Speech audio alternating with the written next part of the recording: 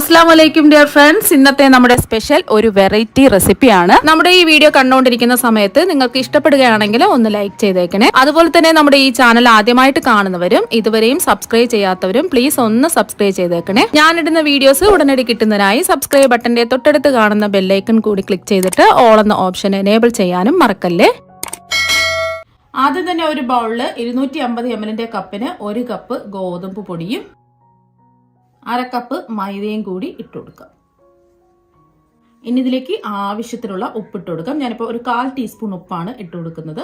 ഇനി ഉപ്പും മാവും എല്ലാ ഭാഗത്തും എത്തുന്നതിന് വേണ്ടിയിട്ട് ഒന്ന് മിക്സ് ചെയ്തെടുക്കാം.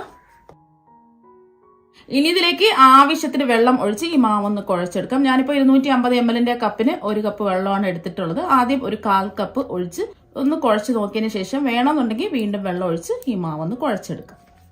നമ്മൾ ചപ്പാത്തിക്കൊക്കെ കുഴയ്ക്കുന്നത് പോലെ തന്നെയാണ് കുഴക്കേണ്ടത്. കുറച്ച് വെള്ളം കൂടി ഒഴിച്ചു കൊടുക്കാം. ഒരു 1/4 കപ്പ് വെള്ളവും കൂടി ഒഴിച്ചു കൊടുത്തിട്ടുണ്ട്. അപ്പൊ നമ്മൾ എടുക്കുന്ന ഗോതമ്പ് പൊടിക്കും മൈദയ്ക്കും അനുസരിച്ച് വെള്ളത്തിന്റെ അളവിന് വ്യത്യാസം ഉണ്ടാവും. അതിനനുസരിച്ച് കുറച്ച് വെള്ളം വീതം ഒഴിച്ച് നല്ല ടൈറ്റ് ആയിട്ട് നല്ല കട്ടിക്ക് വേണം ഈ മാവൊന്ന് കുഴച്ചെടുക്കാൻ. മാവ് ദാ ഒന്ന് കുഴച്ചെടുത്തിട്ടുണ്ട്. എനിക്കിപ്പോ മാവ് കുഴയ്ക്കാൻ വേണ്ടിയിട്ട് 1/2 കപ്പ് വെള്ളത്തിന്റെ ആവശ്യമേ വന്നിട്ടുള്ളൂ. കുറച്ച് കട്ടിക്ക് വേണം ഈ മാവൊന്ന് കുഴച്ചെടുക്കാൻ. ഇനി ഇതിലേക്ക് ഒരു 1/2 ടീസ്പൂൺ എണ്ണയും കൂടെ ഒഴിച്ച് 1 മിനിറ്റെങ്കിലും ഈ മാവൊന്ന് സോഫ്റ്റ് ആയിട്ട് കുഴച്ചെടുക്കാം. മാവ് നല്ല സോഫ്റ്റും ആയിരിക്കണം, കട്ടിയും ആയിരിക്കണം. ഇപ്പൊ മാവ് നല്ല സോഫ്റ്റ് ആയിട്ട് ഒന്ന് കുഴച്ചെടുത്തിട്ടുണ്ട്. 1 മിനിറ്റെങ്കിലും ഒന്ന് കുഴച്ചെടുക്കുക, എന്നാൽ മാത്രമേ നല്ല സോഫ്റ്റ് ആയിട്ട് കിട്ടുള്ളൂ. ഇനി മാവിന്റെ പുറമൊന്ന് ഡ്രൈ ആവാതിരിക്കാൻ വേണ്ടിയിട്ട് കുറച്ച് എണ്ണ ഒന്ന് തടവി മൂടി വെച്ച് ഇതൊന്ന് മാറ്റി വെക്കാം.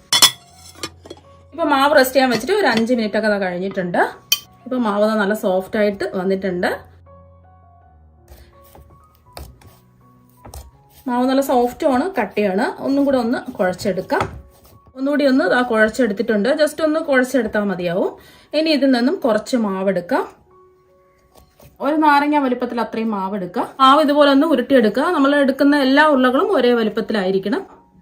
ഇനി ഉരുട്ടിയെടുത്ത മാവ് ഒന്ന് പരത്തി എടുക്കുന്നതിന് വേണ്ടിയിട്ട് ചപ്പാത്തി പലകയിൽ കുറച്ച് മൈദയോ ഗോതമ്പ് പൊടിയോ ഇതുപോലെ ഒന്ന് വിതറി കൊടുക്കാം. ഇനി ഉരുട്ടിയെടുത്ത മാവ് ഇതിന്റെ പുറത്ത് വെച്ച് നമ്മൾ ഇട്ടുകൊടുത്ത പൊടിമാവ് ഈ മാവിന്റെ എല്ലാ ഭാഗത്തും എത്തണം. എന്നിട്ട് കൈവച്ച് ഒന്ന് പ്രസ് ചെയ്ത് കൊടുക്കുക.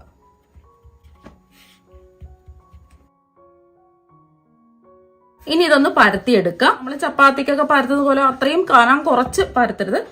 കുറച്ചും കൂടെ ഒന്ന് കനത്തിൽ വേണം ഇതൊന്ന് പരത്തിയെടുക്കാൻ. ഇപ്പൊ മാവ് ഒന്ന് പരത്തി എടുത്തിട്ടുണ്ട്. ഈ ഒരു കനത്തിൽ വേണം മാവ് പരത്തിയെടുക്കാൻ. ഞാനൊരു പാനിലേക്ക് കുറച്ച് വെള്ളം തിളപ്പിക്കാൻ വെച്ചിട്ടുണ്ട്. ഒരു പാനിന്റെ 1/4 ഭാഗത്തോളം വെള്ളം എടുക്കുക. ഇനി ഇതിലേക്ക് ഒരു 1/2 ടീസ്പൂൺ ഉപ്പിട്ട് കൊടുക്കുക. ഇനി ഇതിലേക്ക് 1 ടീസ്പൂൺ എണ്ണ കൂടി ഒഴിച്ചു കൊടുക്കുക. ഇതൊന്ന് ഇളക്കി കൊടുക്കുക. വെള്ളം ഒന്ന് തിളക്കട്ടെ. ഇപ്പൊ വെള്ളം തിളച്ചിട്ടുണ്ട്. ഇനി നമ്മൾ പരത്തിയെടുത്ത ഓരോ മാവും ഈ വെള്ളത്തിലേക്ക് ഇട്ട് കൊടുക്കാം.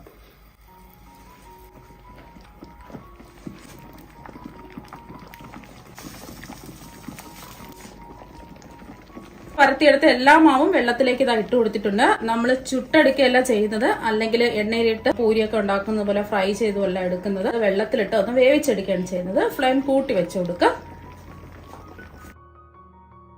ഇപ്പൊ ഒരു 5 മിനിറ്റ് ആയിട്ടുണ്ട്. മാവൊക്കെ നല്ലോണം വെന്തിട്ടുണ്ട്. ഫ്ലെയിം ഓഫ് ആക്കി കൊടുത്തു. ഇനി ഇത് വെള്ളത്തിൽ നിന്നും എടുത്തു മാറ്റാം. ഇനി നമ്മൾ വേവിച്ചെടുത്ത മാവ് ഇതുപോലത്തെ ഒരു അരിവാലയിലോ അല്ലെങ്കിൽ അരിപ്പിലോ ഇട്ട് കൊടുക്കാം. ഇപ്പൊ നല്ല ചൂടാണ്. ഈ ചൂടൊന്ന് ക്രമീകരിക്കുന്നതിന് വേണ്ടിയിട്ട് കുറച്ച് പച്ചവെള്ളം ഇതിന്റെ മുകളിലായിട്ട് ഒഴിച്ചു കൊടുക്കാം. ഇപ്പൊ വെള്ളം ഒഴിച്ച് ഇതെല്ലാം ഒന്ന് റെഡിയാക്കി എടുത്തിട്ടുണ്ട്. വെള്ളം ഒഴിച്ചപ്പോൾ ചൂടൊക്കെ ഒന്ന് മാറിയിട്ടുണ്ട്. അതൊന്നും പൊട്ടിപ്പോവാതെ നല്ല കറക്റ്റ് ആയിട്ട് ഇത് കിട്ടിയിട്ടുണ്ട്.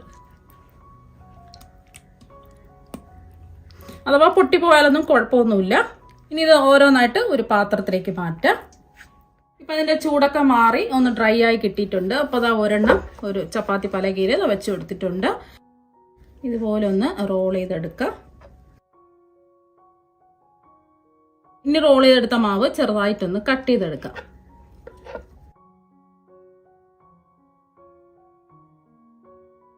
ഇപ്പൊ എല്ലാം കട്ട് ചെയ്തെടുത്തിട്ടുണ്ട്. എല്ലാം ഇതുപോലെ ഒന്ന് ഇളക്കിയിട്ട് കൊടുക്കാം.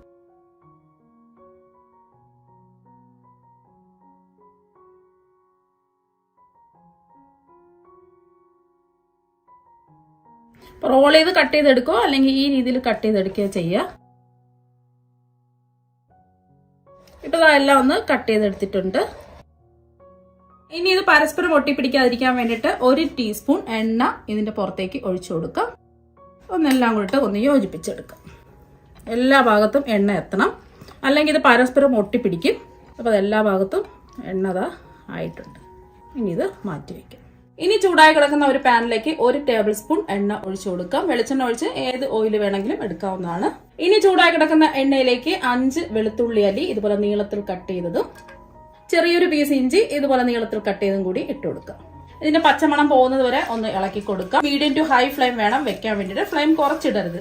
ഇതെല്ലാം ഫ്ലെയിം കൂട്ടി വെച്ചിട്ട് വേണം പെട്ടെന്ന് ചെയ്തെടുക്കാൻ വേണ്ടിയിട്ട്. ഇപ്പൊ ഒരു 10 സെക്കൻഡ് ആയിട്ടുണ്ട്. ഇനി ഇതിലേക്ക് ഒരു 3 ബീൻസ് നീളത്തിൽ കട്ട് ചെയ്ത് ഇട്ട് കൊടുക്കാം. അതുപോലെ തന്നെ ഒരു ക്യാരറ്റ് നീളത്തിൽ കട്ട് ചെയ്തും കൂടി ഇട്ട് കൊടുക്കാം. ഒന്ന് ഇളക്കി കൊടുക്കാം. ചെറുതായിട്ടൊന്ന് വാടി വന്നാൽ മാത്രം മതിയാവും. ഒരു 10 സെക്കൻഡ് ആയപ്പോൾ അത് ചെറിയൊരു രീതിയിൽ വാടി കിട്ടിയിട്ടുണ്ട്. ഒരുപാട് അങ്ങ് വെന്ത് പോവേണ്ട ആവശ്യമില്ല.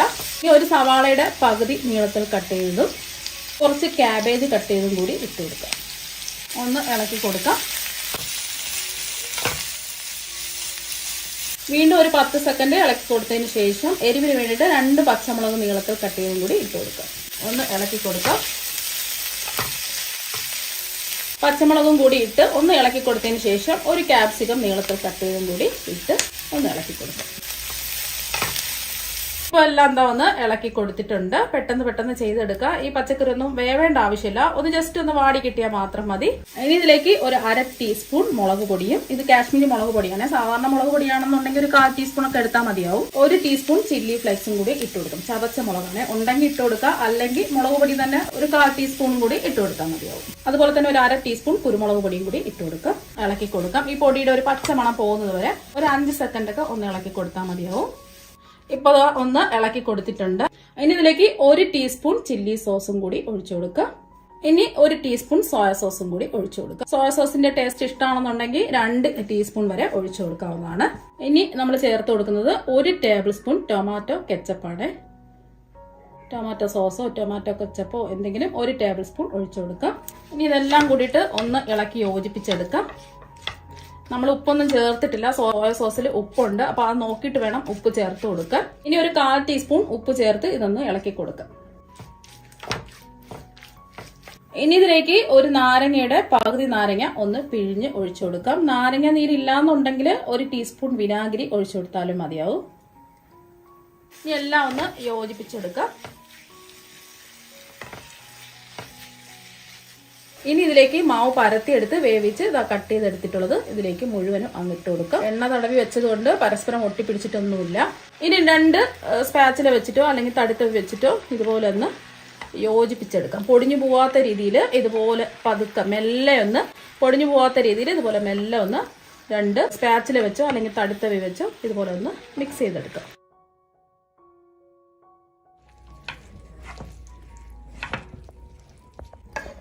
ഇപ്പോൾ അതെല്ലാം ഒന്ന് മിക്സ് ചെയ്തെടുത്തിട്ടുണ്ട്. അപ്പോൾ നമ്മൾ അടിപൊളി ടേസ്റ്റുള്ള വെള്ളത്തിൽ തയ്യാറാക്കിയെടുത്ത നൂഡിൽസ് ഇതാ ഇവിടെ റെഡി ആയിട്ടുണ്ട്. അപ്പോൾ നിങ്ങൾ എല്ലാവരും ഒരു പ്രാവശ്യം ഇതുപോലെ ഒന്ന് ട്രൈ ചെയ്ത് നോക്കുക. തീർച്ചയായും നിങ്ങൾക്ക് എല്ലാവർക്കും ഇഷ്ടപ്പെടും. അപ്പോൾ നമുക്ക് മറ്റൊരു വെറൈറ്റി ഡിഷുമായിട്ട് വീണ്ടും കാണാം. താങ്ക്